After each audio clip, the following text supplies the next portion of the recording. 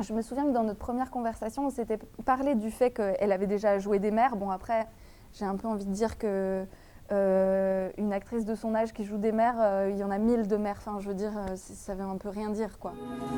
Hé, Océane. C'est quelqu'un. S'en fiche.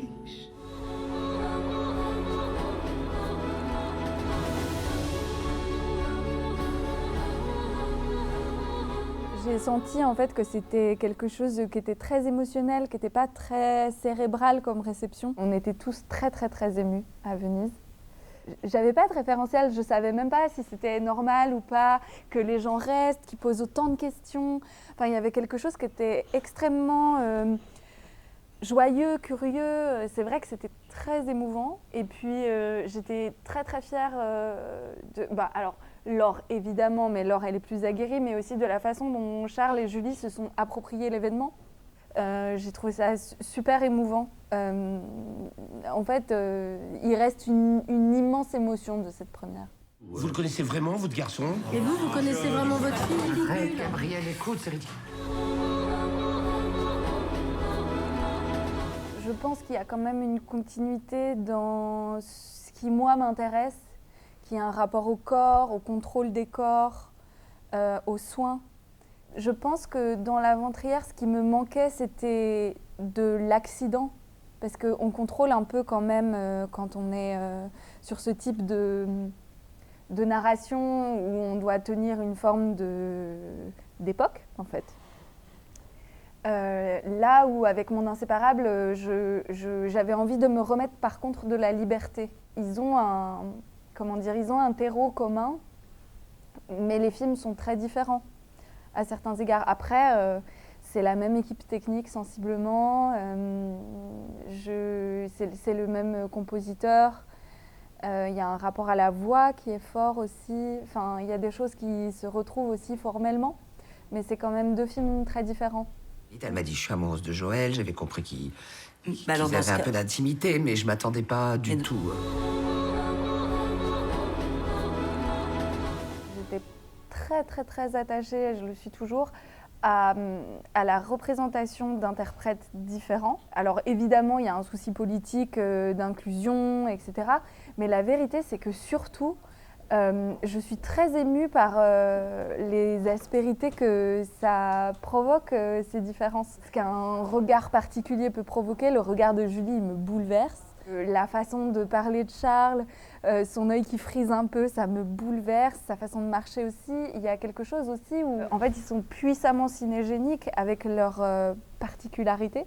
Mais il y a aussi des corps ronds. En fait, dans le film, c'est vrai que j'ai essayé d'échapper à certains stéréotypes. Parce que le père d'Océane, il n'est pas du tout Oui, mais c'est pas d'accord. lui qui décide. Ok?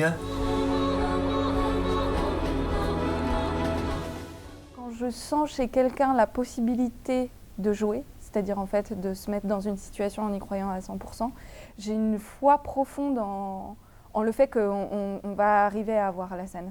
On ne travaillait pas du tout de la même manière avec Laure, qui est une actrice très aguerrie, avec Charles, qui est un plus jeune acteur, chez qui il fallait aussi détricoter des choses, parce que parfois, quand on est jeune acteur, on prend un peu d'éthique, mais c'est normal. Et puis chez Julie, où la question, c'était plutôt de faire émerger les conditions que la magie opère, quoi, parce qu'elle a ça en elle, et c'était très différent pour les trois. Et dans le même temps, on cherchait la même chose, c'est-à-dire pas la justesse, ça veut rien dire, mais vraiment une forme de vérité. Et j'ai été très exigeante avec les trois, différemment. On a cherché différemment, mais on a été très exigeants les uns avec les autres, en fait. Je veux le bébé avec Océane. J'ai le droit. T'as le droit.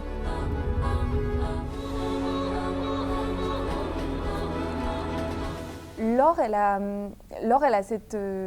a une combinaison qui est assez rare, d'une forme de solidité, de sens du rythme, une forme de nervosité, de quelque chose de très vif, avec une possibilité de laisser aller dans des abîmes, accepter de se laisser guider dans quelque chose qu'elle ne connaît pas encore.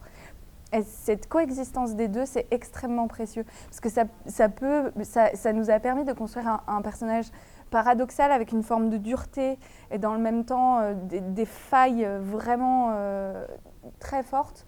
Donc on a hyper bien travaillé ensemble, on creusait vraiment avec Laure, on s'est beaucoup amusé. Je trouve que c'est une femme magnifique et dans le même temps, on peut s'y identifier. Et elle n'a rien de stéréotypé, je veux dire, elle a un vrai corps, elle a un visage hyper intéressant, hyper expressif, elle a quelque chose qui est très singulier. Tous les trois, je les trouve extrêmement singuliers. Et elle aussi, complètement. Mais tu crois quoi, Joël? Hein? Tu veux faire l'adulte? Mais réfléchis aux conséquences, putain!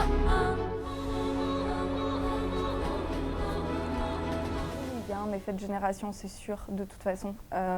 Et puis, rien que le fait qu'on soit autant de jeunes femmes à réaliser, il y a quand même quelque chose qui se passe. Après, on s'en saisit de façon tellement différente que c'est dur de dire est-ce qu'il y a une communauté de pensée? En tout cas, il y a une communauté de questionnement. Ça, c'est sûr. Donc, c'est des choses qui travaillent l'époque, mais moi, je crois qu'on est très perméable à son époque et qu'elle nous traverse tout le temps. Et je suis assez étonnée de voir que, en fait, malgré moi, je m'inscris dans des choses qui sont dans l'air du temps, entre guillemets. Mais c'est pas que je veux être à la mode, c'est que en fait, mon temps me questionne. Enfin, et oui, ça peut passer par plein de façons de raconter, mais c'est là, c'est dans le fond de l'air, quoi. Je te manquerai pas? Un petit peu. Comment? Un petit peu, juste un petit peu. Juste un petit peu. Juste un petit peu. Il s'indigne. Un peu de respect pour ta merde. Là, je travaille sur une forme documentaire que je co-réalise avec un de mes meilleurs amis, qui va être un court-métrage documentaire. La forme documentaire, elle me fait beaucoup de bien.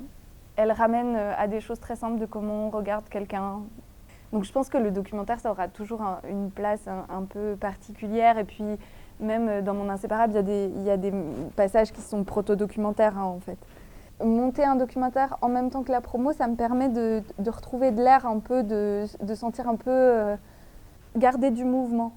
Enfin voilà, donc il faut que j'arrive à trouver du mouvement dans la suite.